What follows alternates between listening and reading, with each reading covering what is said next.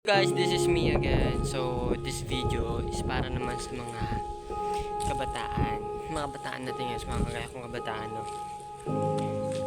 Is about naman to sa relationship. Mga nagjojowa-jowa agad dyan. Alam nyo, sa mga kabataan kagaya ko ngayon, wala masamang magjowa. Wala masamang magmahal. Kasama sa buhay. It's part of life. Pero, meron tamang panahon dyan eh. Kasi alam mo problema sa ating mga kabataan, ako di ko rin masisisi kasi ganun din naman naranasan ko ginagawa ko rin naman. Alam mo, ito yung mga dapat nating baguhin sa sarili natin as kabataan. Alam nyo kasi yung pagiging relationship, yung pagpapasok sa mga jowa-jowa na yan, pagbo-boyfriend, pag-girlfriend, alam nyo may tamang time yan dyan. Alam mo kasi karamihan kasi ngayon puro iniintindi jowa. Bakit ginagawa nila inspiration jowa? May pinag-iayabang yung jowa. Alam mo kasi meron tayong 3 kinds of relationship eh. Diba? First, yung jowa na totoo na hindi ka iiwan, sasamahan ka sa hirap at ginawa. And then, pangatlo, yun yung tinatawag na live-in partner lang. Diba parang ano yan, hindi talaga totoo kasalan yan mag-asawa. Hindi yung mag-asawa na talagang mayroon ng pamilya, yung kasal sila sa grado yung mga. Alam niyo bago kayo pumasok sa isang relationship, alamin yung pinaka-deeper, yung baga yung pinaka dahilan kung bakit mo nga ba kailangan mo ng relationship bago pumasok sa isang relationship. Kasi alam mo parang bilang isang bata, marami pa tayong kailangan unahin, marami pa tayong kailangan asikasuhin bago tayo pumasok sa isang relationship.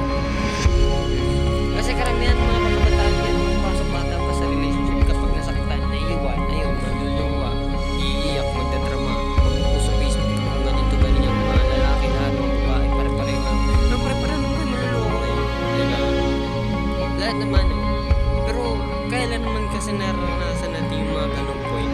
Because bata pa tayo, yun na agad inuuna natin. Nagmamahal na tayo, pumapasok na tayo sa relationship, hindi pa tayo handa talaga.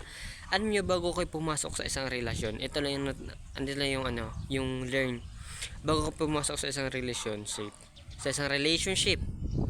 make sure yourself is fixed. Fix yourself first before you enter a relationship.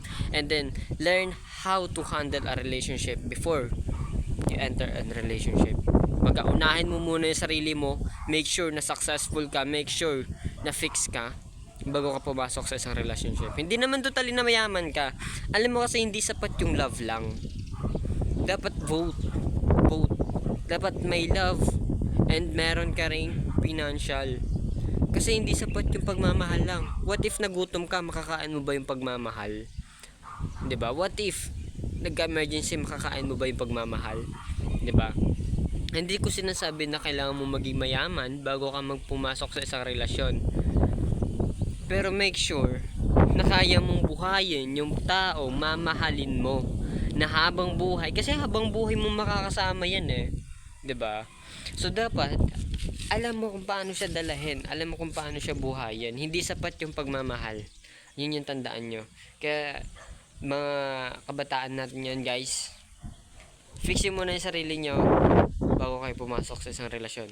Ako na nagsasabi, mahirap magkaroon ng isang relasyon, mahirap magkaroon ng isang partner sa buhay. Although masaya sa una, pero hindi forever masaya yan.